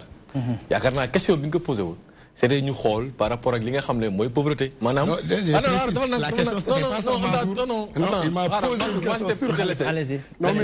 la précision non ngay wax ci day expliquer avec difficulté déglu naa lu baax yaakaar naa lii mooy wane ne Khalifa Sall ak ñu mu àndal. pauvreté Sénégal ak développement Sénégal intéressé wu leen. lu leen intéressé mooy Khalifa Sall nu muy doxee ba génn nugg siin loolu moo leen intéressé te lii wane na ko preuve palpable. maintenant dinaa répondre ces questions bi nga wax mais dama bëggoon remonter un peu d'abord li mu wax ne man maa ko wax waxuma ko. te quand même tenez à l'infirmer parce que dama ne en 2012 li ñu koy toppee soo ko defee nii 2009 la commencé. donc ñun 2012 en principe les gens avaient les éléments d'information mais temps wu justice ak temps wu tey dafa bokkul. donc loolu laa wax waxuma benn yoon que ne gars yi dëxañoon nañu ko 2012 di xaar occasion bu ñu ko def waxoo loolu su ma ko waxee aussi tamit vraiment bon yow yaa ko dégg. léegi li ma bëggoon wax ci toujours ci affaire bi mu wax sànq dama cité sànq fonds de dotation wax fu ñu koy jëlee ak fu ñu koy dugal. mais bañ a débat bi sori moo tax ma yemoon ci fonds de dotation yi mais bëri na. ay impôt yoo xam ne dañ koy jëlee ci état di leen ko jox beneen bu ma ciy mën a cité di xaar peut-être mu waxaat ci leneen mooy TRIMF taxe minimum fiscal bi nga xam ne ñu ngi koy dagg nit ñi yi nga xam ne ñu ngi liggéey ñu ngi koy dagg nit ñi suñ koy dagg dañuy boole bu fongu limeeg bu ñëpp la ñuy boole def ko ci benn caisse mu nekk caisse commune ku nekk ñu séddale si ñoom nañ ciy am te mun na bokk ci li nga xam ne moom la ñu toppee Khalifa Sall donc pour dire en résumé que effectivement état bi am na obligation waxuma ne sax droit wala devoir obligation la am alal bu mu jël dugal ko fenn mu mun a taxaw saytu loolu fu mu ne fekkee loolu nag la dana demee kon dafay neex kon lu tax ARMP di ñëw fii di ñëw si mairie lu tax IGE di fa dem lu tax Cour des comptes di fa dem su fekkee ne autonomie de gestion boobu ñu wax mooy autonomie def lu la neex maanaam jox nañ la sañ-sañ def lu la neex lu tax kon état bi di yónni ay corps de contrôle ñuy contrôler foofu dañ leen di contrôler yaakaar naa daayra constitution bi leer na de nee na daayra s'administre librement moo tax bu ñëw gis daayra wala association koñ wala ASC bu ñuy yónni ne ko la nga jox mosoo gis mais ONCAV bi nga xam ne sax ONCAV nga xam ne association la mais dërëmu xaalis bi dërëmu état bi da ci dugg te dañ ko codifié Cour des comptes am na sañ-sañ dem fa laaj fa donc kuy taxaw di wax ne état amul droit di constituer partie civile ci affaire Khalifa Sall wala ci affaire mairie dafay wax lu ko neex te loolu xanaa tey la am Sénégal dem leen mairie yu gën a mag ci monde bi mairie chaque jour ngeen dégg barki Demba Ndiaye ki doon défendre Khalifa Sall nekk Canada mairie Montréal waaye état bee ko topp jàpp ko est-ce que mairie moom moo ko topp déedéet amul loolu dafa jaaxal fekkee loolu la dafay yomb xam nga looy def da ngay toog rek man su ma neexoon kon damay jël sama 40 conseil départemental yi 40 yëpp laay boole jël xaalis bi séddoo koog ñoom suñu ma joxee 200 millions budget ma diviser ko par 40 ku nekk ma jox la man leen nag léegi lenn mooy secret bi ñun ñëpp nañ taxaw ne duñu poursuivre suñu bopp loolu fekkee loolu mooy réew mi tax léegi nag dinaa ñëw ci question bi ñu wéyal léegi un peu par rapport ak taux de pauvreté bi yow sa xam-xam màcc na ci wàllum koom foofu laa bëgg waxee dama taux de pauvreté boo fekk 41% taux de pauvreté 56% taux de pauvreté déjà benn indicateur rek permettre na la pour wax la ne Idriss Seck daanu na muy lan mooy le glissement qu'il y a eu sur la population du Sénégal parce que taux da ngay def rapport entre le nombre de pauvres ak le nombre de la population maanaam askan bi ñaata lañu toll dès lors que askan bi yokku rek déjà mun nga xam ne lii indicateur boobu dëgërul dès lors population bi nga ne yokku ñu koy nattee ci loolu xam nga ne lii indicateur dëgërul te loolu li koy non dama expliquer indicateur boobu dafa nekk indicateur boo xam ne soo gisee président Macky Sall musuñu si sax natt kii Sénégal foo déggee ñu ne ñu ngi natt économie wala ñu ngi nekk ndax yooyu noonu duñ ci jël taux de pauvreté parce que taux de pauvreté économistes yu mag yi je parle sous le contrôle de tous les économistes du monde ak ñu may déglu nii ci télé bi ñu mag ñi dañu ne loolu nekkul indicateur bu baax soo demee Chine soo fa demee Banque mondiale dafay andi taux de pauvreté ne lii la Chine andi beneen taux de pauvreté ne lii la mu nekk ay werante ak ñoom xamul tax parce que le taux tubaab bi ni ñu jàppee taux de pauvreté dañ ko jàpp mu nekk pauvreté monétaire tey sa mbokk bi nga xam ne mu ngi jaxaw amul salaire yorul xaalis nii liquide waaye dina añ dina reer dina ndékki dina mën a dox ay mbiram dina def lépp nga xam ne vraiment macha allah soo ko woowee mu ne la sant naa yàlla ak yow mi nga xam ne da ngay am 100 000 200 000 sa poste waaye ku la woo ngay jàmbat ay problème donc loolu mooy nekk fondement wu critique yi nga xam ne moom moo am ci taux de pauvreté du indicateur bu baax ci économie xam nga la mooy indicateur bu baax mooy nga natt taux de croissance Sénégal natt répartition des revenus yi am Sénégal maanaam dispositif yi ñu créé ba nga xam ne richesse su amee maanaam croissance su amee ku ci nekk mën na ci mën a sentir boppam mën na si mos wala mën nañ ne lii kat ci état la jógee ñëw si man foofu ngay nattee réew mu dox wala doxul te tey jii dem naa ci benn dëkk barki dem Ndiaye ñu ne ma ñun de bu état nekkee état ba léegi mosuñu gis dërëm bu jógee si état ñëw si ñun yow da nga doon fayeeku salaire yow da ngay fayeeku salaire effectivement chaque année soo ne état ngay liggéeyal da nga ne man de métti sentir naa état parce que weer bu dee état dina génnee xaalis fay ma mais Modou Fall ba nekk ca àll ba Pakacaar wala yooyu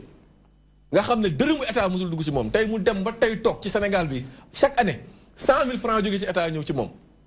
kooku yaakaar naa du wax mukk ne taux de pauvreté bi amal na ko njëriñ wala quelque chose comme ça donc indicateurs yooyu maanaam duñu fiable foofu la ñu bëgg waxtaanee Idriss Seck foofu lañ koy xaar mais non pas mu xëy suba teel rek xool benn chiffre jot mun nañ ko opposer tant de chiffre nañu opposer taux de pauvreté ñun dinañ ko opposer moom taux de croissance bi nga xam ne 1,2% en 2011 tey et pour la première fois dans l'histoire du Sénégal taux bi ñu koy porter à des taux supérieurs à 6,5% te nekkul ci benn année rek ci 3 ans wala 4 ans ba tax tey Banque mondiale génn ne Sénégal si ñu nga xam ne ñoom ñoo nar a yor croissance mondiale ci monde bi Sénégal ci la bokk foofu la ñuy nattee. Allez-y docteur un peu par rapport à la question. oui li may wax rek mooy je crois que nit ñaa ngi ñuy seetaan mais mag bu toogee ne reer na te fande naxul kenn ku dul biiram ak boppam. Franchement, il faut que ce soit très clair. Parce que lii xew boo yoremul askan bi nekk jeune. Non bu reetaan boo nekkul nga nekk un jeune. nga nekk un jeune yoremoo sa askan ngay wax lii mais damay tiit mais heureusement tegoo dara ci table ji da ngay wax ni maanaam tey nangu nga ne li Idrissa wax dëgg la parce que population bi dafa yokku et cetera loolu la wax. docteur bala ngay wéel bal ma rek ma jël mbokku téléspectateur bi nekk ci ligne bi de suite allo salaamaaleykum allo salaamaaleykum. bon malheureusement dem na allez-y li may ambre rek mooy lii maanaam tey ak ñoom man damay jéggi sax gën a yokk li président Idrissa wax maanaam dañoo quitté ñun avec vous pauvreté dem ci extrême pauvreté maanaam dañoo quitté ñàkk dem ci ndóol avec le système de Macky Sall te loolu je crois que c'est important ñu waxal leen ko yow yaa ngi bàkkoo PIDC di bàkkoo bourse de sécurité familiale am na ñu nekk fee di gis dërëmu état waaw ñooñu toog foofu noonu nekk ay parents nekk ay père de famille am ay doom yuy jàng tey neexoon na lool seen doom yi ci école ñuy jànge mu taaru seen doom yi ci école ñuy jànge ay enseignants yi fay jàngale am motivation ba nga xam ne ñoom suñ fu jógee tey seen doom yi mën a jël la relève de façon très facile mu jox la exemple bu ndaw boo xamante ne tey fandan bii nga xam ne yéen a ngi bakkoo Thiès wax def ngeen lu ne ay PUDC def ngeen ci lu ne Macky Sall sax nee na def na ci 350 milliards fandan bii nga xam ne seen ministre des forces armées fa la dëkk boo fa demee am na foo xam ne dëkk boo xam ne il y a plus de 600 élèves ci benn école primaire plein air la ñuy jàngee plein air bu ñu demee midi jot dañ leen di wax leen wàcc leen parce que naaj bi day tàng ci ñoom yow ngay bàkkoo ne tey fi mu nekk nii dërëm boobu ngay jox seen i waajur tey ndam la tey dërëm boobu boo ko dugaloon ci xale yooyu tey seen waajur dinañ la gërëm lool parce que seen njàng dina mën a dem l'autre aspect mooy on a combien d'abris provisoires aujourd'hui chaque jour le décompte augmente dañuy coûter 5 000 dem ci ay 6 000 dem ci ay 7 000 tey 40 milliards yooyu bu ñu ko jëloon tey dugal ko ci abri provisoire yooyu tabax ay école dugal ci xale ñu jàng moo gën fuuf parce que ëllëg docteur baal ma rek ma jël mbokku téléspectateur bi allo salaamaaleykum. asalaamaaleykum. sëñ bi noo tudd ak foo ñu woowee. man maa ngi leen di woowee côté Mbos Samba Diallo. Samba Diallo fu mu nekk. waaw ñu bëggoon participation si bon dans le département de Guinguinéo. d'accord excellent jàmm ci waxtaan bi. na ngeen dafa def ñoo ngi rafetlu jotaay bi di nuyu ñëpp ku ne sa tur ak sa sant. mbokk Pape Malick Ndour la kon. waaw Pape Malick Ndour waaw mooy suñu président conseil départemental. waaw dégg nga li ñuy waxtaanee tey. waaw dama bëggoon a participer si leen rek parce que maa ngi dégg ñuy wax affaire économie dëkk bu dox ak ay taux de croissance ak yooyu. mooy que Mbos ça fait 4 mois 5 mois boo xam ni. ndox mënuñu koo am. Ah bon parce que ñun foofu la ñuy xaar lu plus pour gën a xaar ñu parce que croissance aussi du lu ñuy lekk lu ñuy jëf la. loolu de sëñ bi moom yaakaar naa ne Pape Malick war na cee mën a tontu. déglul nga baal ma. ma posé la benn question. waaye vas-y. ndox bi problème bi kañ la décanté wu. kañ la commencé il y a cela 3 ou 4 mois. ça fait 4 mois de. kañ la ñu commencé tabax forage foofu. tabax lan. commencé tabax forage. fan forage kenn tabaxu fa da ngay nekk ay machines nañ fa ni ñuy gas. depuis 4 mois mu ngi liggéey wala liggéeyuñ foofu laa la wax. waaw mais liggéey 4 mois mënuñu am ndox. ah waaw donc xaaral xam nga lan moo bees ci li nga wax. du liggéey. waaw xaaral déglu ma waaw non maa ngi nangu tere laay waxee. maa ngi nangu ne am ngeen problème mu ndox ndax problème bi lan la forage bi ñu leen tabaxaloon dafa yàgg jamono bu yàgg la ñu ne ma nab bi jeex bu ngeen waxee ne problème am na automatiquement avec une réactivité sans mesure état bi yónnee na fa nit pour mu commencer tabax forage attention forage nag yaa xëyti yaakaar naa tere laay waxee ñëpp xam nañ ne am na délai bu ñu ko mën a tabaxee. waaw d'accord bàyyi am na ma naqari mooy nga ne ma ba léegi état bi def ci benn jéego def ci dara. non mais comme nga commencé. waaw bàyyi ko Pape Malick bàyyi ko mu wàggalee. Pape Malick attention je ne t'ai pas dit ça désolé hein. Voilà non mais dama xam nga. bàyyi ko je t'en prie Pape Malick bàyyi ko mu yeggale. allez-y. man dëkk Mbos mënoo maa gën a xam na xaw ma. allez-y. Allez-y monsieur oh malheureusement. malheureusement ma continuer rek juste pour dire que je crois que affaire bi bu ñu naxante parce que ñun ñëpp dañuy bëgg Sénégal jëm kanam. c'est vrai que wax nga fi taaral fi que ne affaire bi mu ngi développé wu Sénégal pauvreté bi bon demewul noonu. ñëw ci croissance embrayée et cetera xanaa xamoon ne tey yéen boo leen di fay salaire da ngeen di dem lebbi. da ngeen di endetté wu pour faire salaire. la preuve da nga may bàyyi ma terminer. la preuve mooy dama lay jox ay preuve li ko firndeel mooy lan actuellement ça fait plus de 5 mois wala 4 mois yoo xam ne service ministère de l'économie ñu ngi ponctionner salaire u fonctionnaire yi de manière méthodique pour mën a am logiciel bi li mu leen di jox ci xaalis. maa la ko wax tey ça c'est extrêmement li ma la wax ni c'est la réalité. J'en suis victime pendant à 2 fois d'affilée yoo xam ne dagg nañ sama salaire ponctionné ko def ko sa morom defaat ko sa morom pourquoi parce que amu leen xaalis. docteur baal ma jël mbokku téléspectateur allo salaamaaleykum excellent jàmm ci waxtaan bi. salaamaaleykum wa rahmatullah. waaw sëñ bi noo tudd ak foo ñu woowee. sëñ bi maa ngi lay woowee fii ci Dakar ñu ngi lay ziar baax a baax. yàlla nangu ziar. ñu ngi ziare ñu toog ci table bi yëpp di waxtaan ci émission bi. télé bi dañ koy déglu. mais damay poser question rek ñaar ñooñu toogal fi mouvement présidentiel bi. waaw. dama bëggoon bu ñu toogatee ci télé di wax. xam ne askan Sénégal ñu leen seetaan nañ bàyyi seen xastaate yi ñuy xastaate te wax lu jëmale kanam Sénégal. waa kër Macky Sall ñoom nee nañ Idrissa Seck tekkiwul dara te fu Idrissa Seck waxee ñoom ñëpp ñuy lox di ko tontu. nañ indi argument bu ñu mënoon am lu ñu jàpp Idrissa Seck jàpp nañ ko bu yàgg. Idrissa Seck moom rek moo fi am nooy léegi Sénégal yorulul dara waa Sénégal. xam nga lu mu deseel waa Sénégal 2019 ñëw jox ko nguur gi leneen li may wax mooy loolu ñu taxaw foofu di wax li kii wax sànq mooy dëgg soo amee 300,000 pauvres déwén ñoo nga yokk ko mooy yow pauvreté mënoo koo faj wasalaamaaleykum wa rahmatullah. jërëjëf li may wax docteur ma termine rapidement rek ci li kii wax je crois que c'est extrêmement important am na solo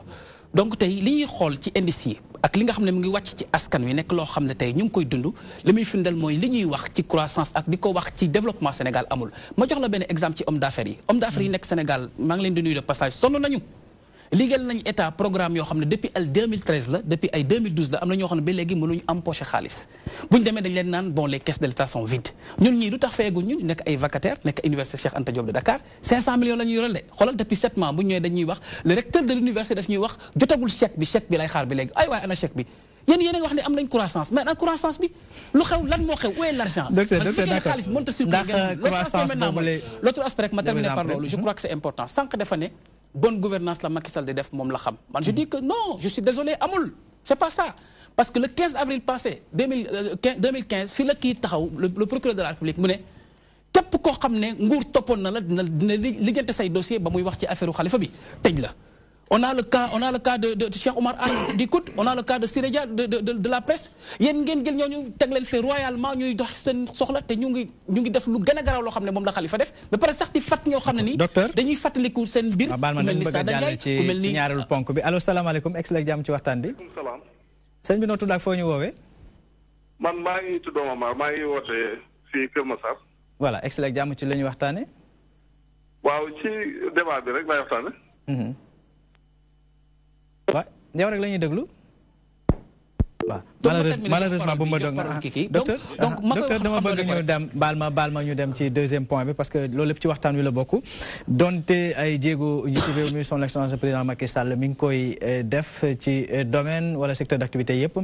terewul tey ji syndicat d'enseignants yi wala syndicat yi nga xamante ñoo nekk ci réew mi yëngu nañu yëglu nag ni tey ji satisfaire ñu lu bare bari lu jëm ci seen wàllu doléance amaloon nañ nag démb ci talaata ji nga xam ne moom méngoo ak ñaar fukki fan ak ñett ci weeru juin ci weeru janvier autant pour moi ci atum 2018 li nga xamante ni nag moom mooy ab doxu ñaxtu boo xamante ni nag dañ cee fésal béral ci lépp loo xamante ni becc ci nag lépp loo xamante ni ay jafe-jafe la yoo xamante ni jotoon nañ ko am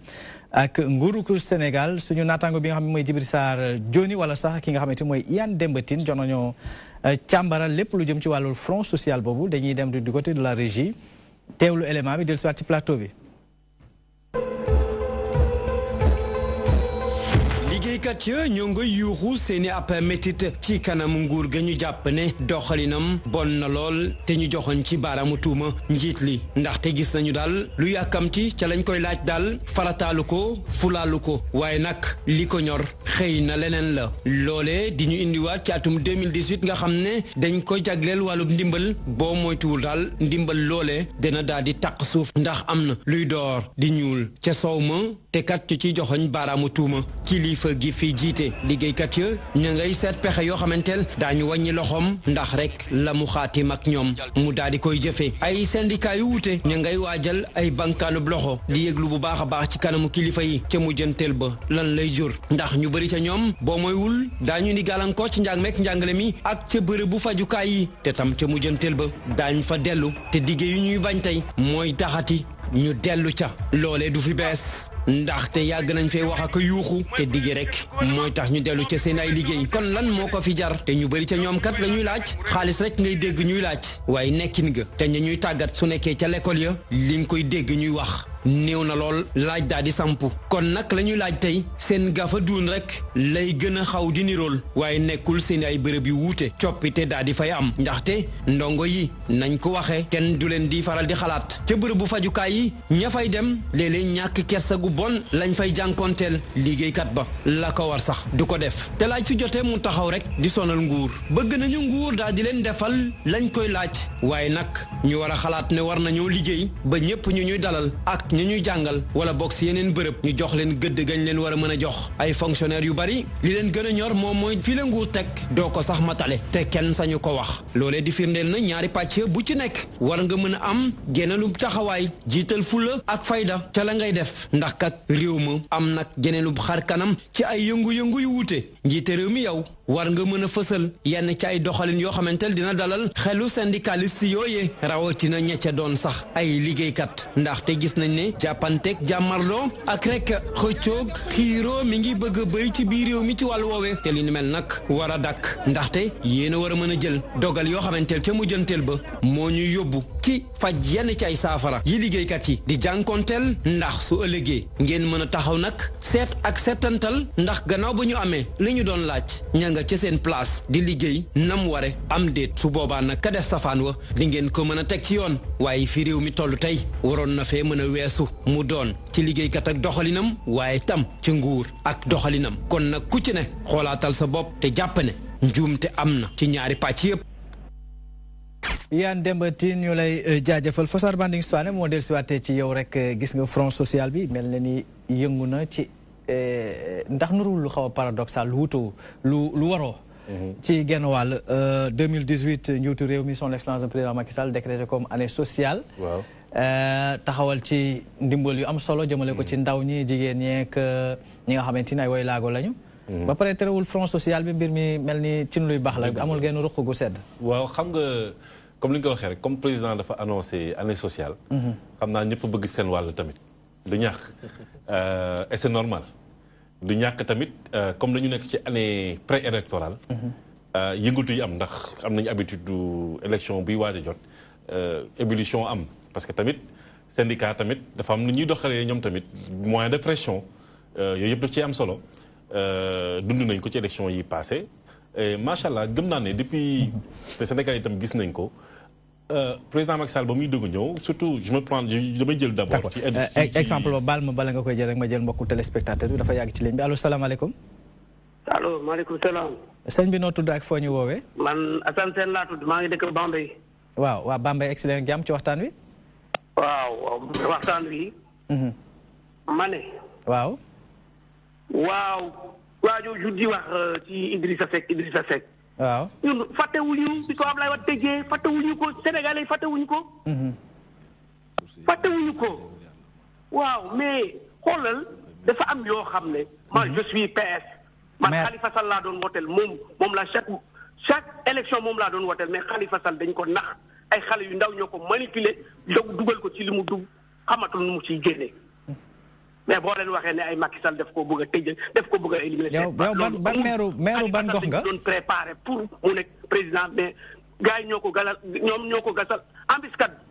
ñoom ñi mu àndal ñoo ko gasal embuscade dugal ko ci. ah dégg waay ñi mu àndal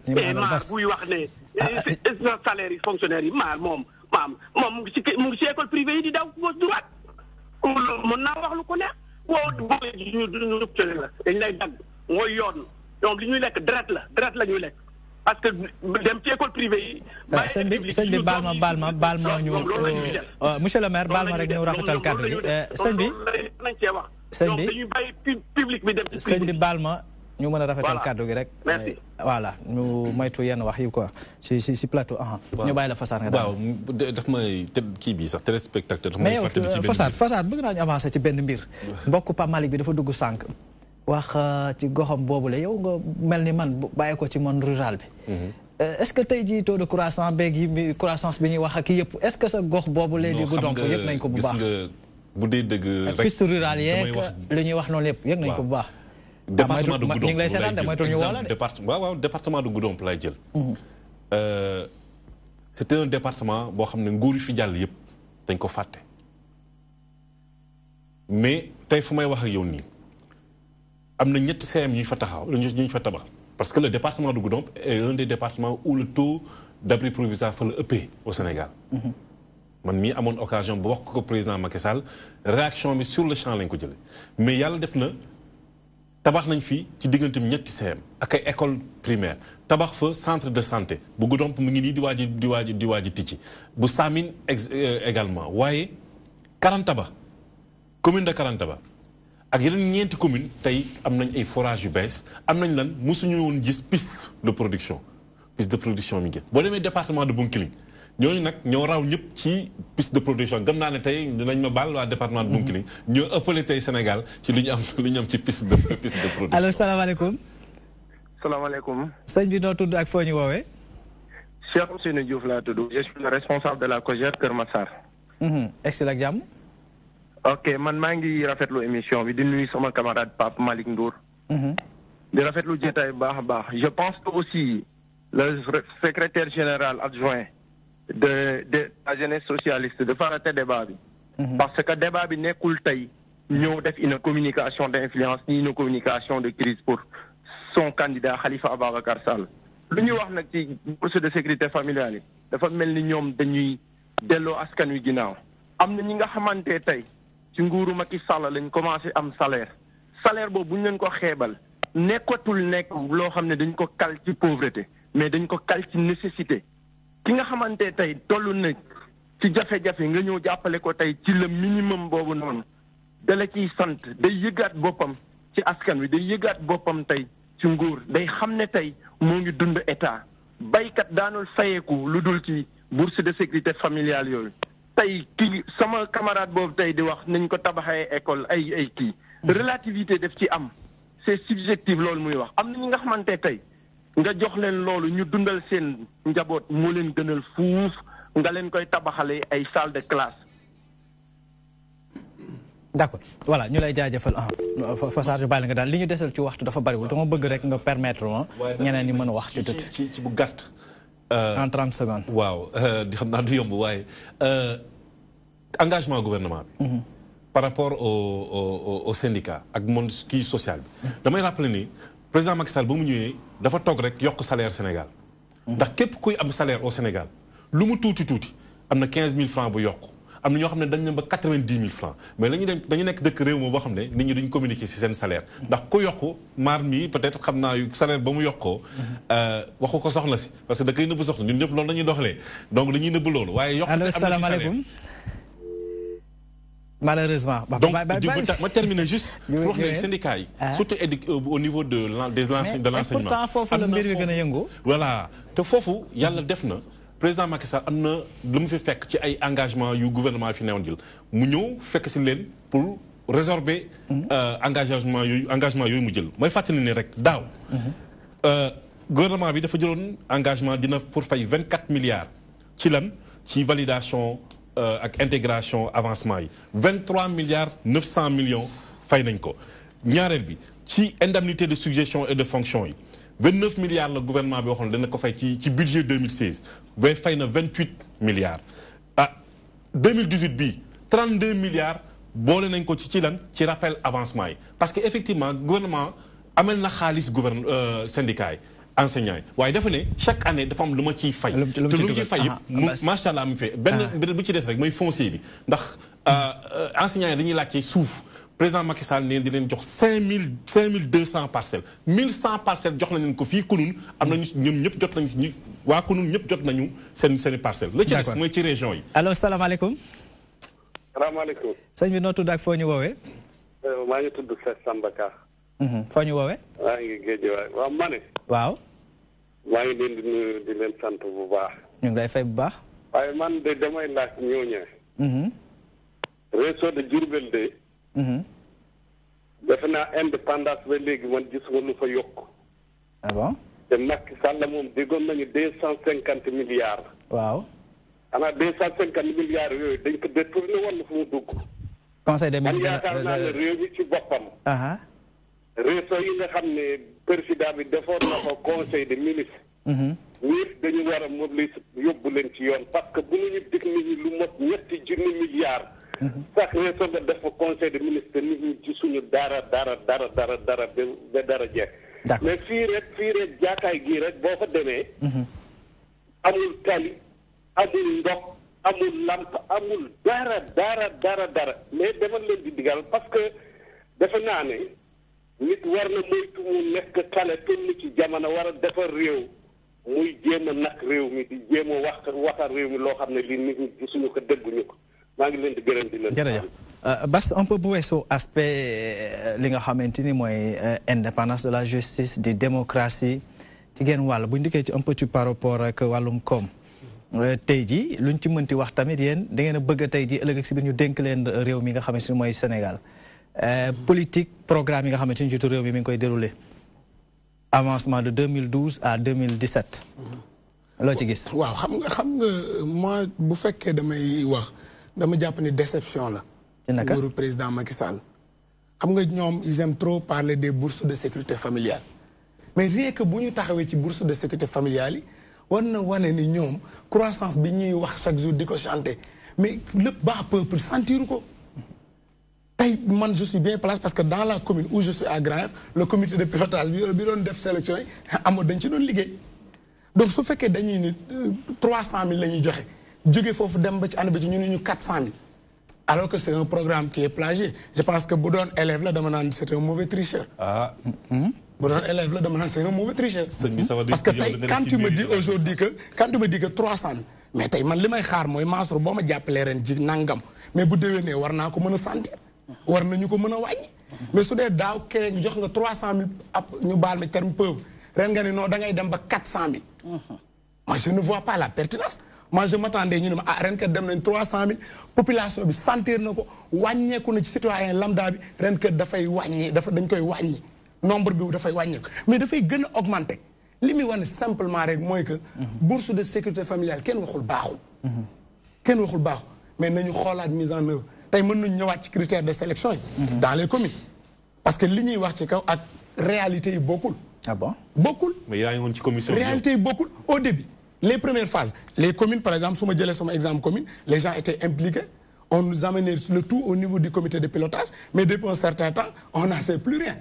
alors même ci première phase bi mais les sélections qui se faisaient au niveau des communes avec les listes disponibles mais c'est diamétralement opposé. Qu'est-ce qui s'est passé entre-temps? Qu'est-ce qui fait que les personnes choisies au départ ak ñi nga xam ne ñoom la ñu indi bokkul? J'aurais compris que ci gaam bi nga xam ne nombre bi ñu choisi bi ñu jox ci la ñu tànn ay nit. Donc dañuy wane ni le peuple sénégalais les citoyens dañu sonn. dañu sonn te kii woote léegi dëkk ba département au président Malick wane na ko. Parce que si nous demee ba tey en 2018 des villages du Sénégal ñu toog di wax ni toog nañ ay weer amuñu ndox. Moi je pense que foofu la ñuy xaar président Macky Sall suñu ñëwaatee ci front social bi tey dama xaw a triste bu ma xëyee parce que ci communes yi la ñuy liggéey tey est-ce que xam nga ni ñetti fan yi ku ci am tey ñu ku fi am tey ku feebar wala ku génn àdduna doo ko mën a denc parce que grève bi tey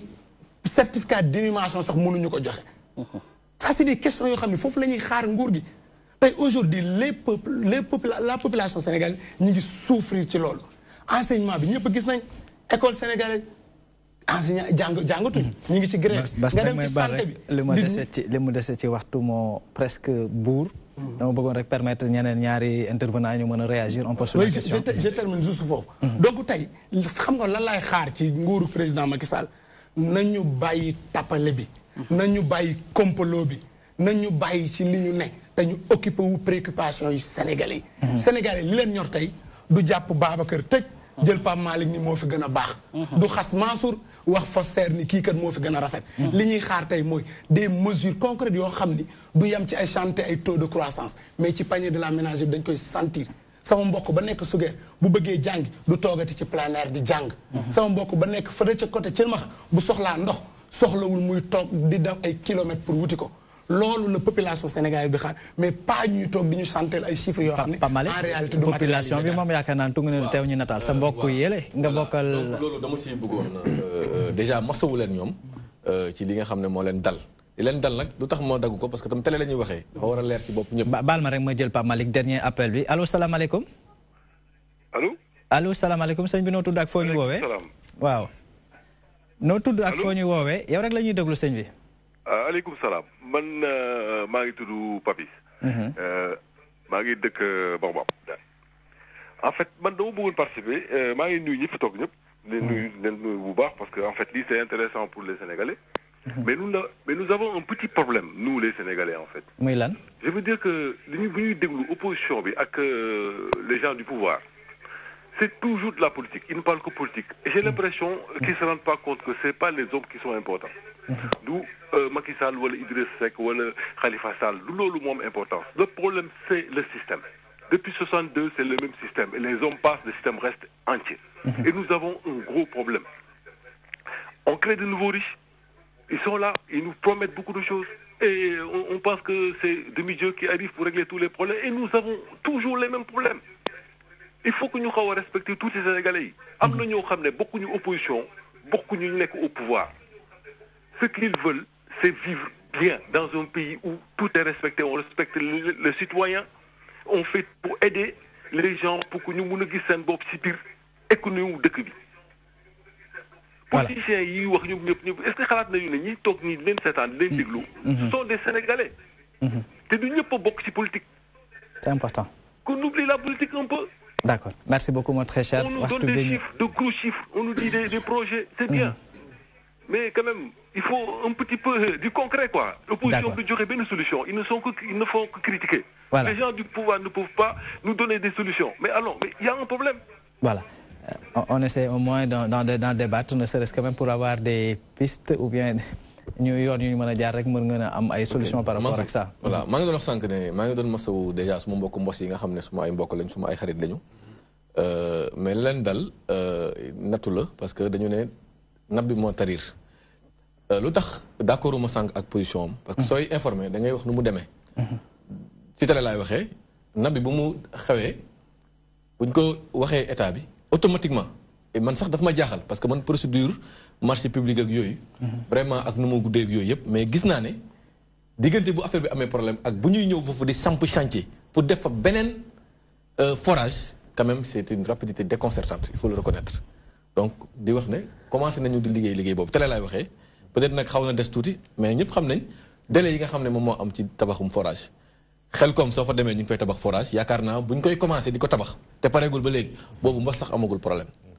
donc loolu bëggoon naa ko wax di ci féliciter encore une fois ñi nga xam ne ñoom ñoo ci nekkoon di masawu population bi di am yaakaar ne fii ak quelque temps seen problème dina résoudre maintenant pour répondre à sa question man Pa Malick dimbali ma rek ci benn mbir bokk téléspectateurs yi malheureusement waaw sëñ bi ko forcé barrage dugg waaw excellent jàmm ci waxtaan bi sëñ bi yow rek la ñuy déglu waaw yow rek la ñuy déglu voilà effectivement moi je voudrais dafa am lu ma leen bëgg a wax ci débat au Sénégal entre les politiciens voilà je pense que dans un débat il faut bu ñuy analyser on doit dire les forces et les faiblesses de l'État lu mu def gouvernement bu defee lu baax l'opposition doit dire que ça c'est bon lii baax na lii baax c'est ça une analyse un diagnostic sans complaisance. Voilà, mais quand chaque fois on voulait toujours parler au dire que bon tout ce qu'ils ont c'est pas bon le pouvoir aussi pense que lépp lu muy def lu baax la bu ñu juumee nañu nangu ne juum nañu l'opposition doit aussi reconnaître que lii ici li ñu fii moom baax na fii baaxul fii baax na fii baaxul faites des efforts beaucoup d'efforts pour ngeen jéem a régler la situation mais chaque fois c'est dafa mel ni moi je ne comprends pas j'ai du mal à suivre les débats parce que c'est dafa mel ni depuis que le président il a rien n'a été fait comme de bon. Bon, le pouvoir aussi montre que tout ce qu'ils ont fait, c'est bon. Donc, il faut qu'il y ait, pour qu'on puisse comprendre, carrément, bon, là, voilà ce qui est bon, voilà ce qui n'est pas bon, voilà ce que nous devons faire pour essayer de pallier à ces difficultés. Mais on nous sert le même discours depuis 1960 jusqu'à présent. Je voudrais qu'on change un peu de méthode d'analyse. Voilà, mon très cher, vraiment lui suivre, quoi. Voilà. Je vous remercie. Voilà, merci beaucoup. Moi, le mot wax ci le front social bi, moi, que lolu débat la bo xamné ça a été créé de toutes pièces. Ah bon? Bien sûr parce que suñu nee front social yëngatu na maanaam syndicat yëpp lëkkaloo nañu pour faire face à l'État soo ko xoolee ci histoire fu muy amee mooy c'est parce que am na benn pouvoir d'achat boo xam ne dañ ko war a sauvegarder ñoom. waxtu bi jeex na pas mal. waaw mais c'est important rek en 30 secondes. malheureusement waxtu bi jeex na mais li may wax c'est important. parce que man dinaa wax bu nga baal ma c'est-à-dire que man doon naa nangu ñu ne syndicats yi coalisé wu nañu.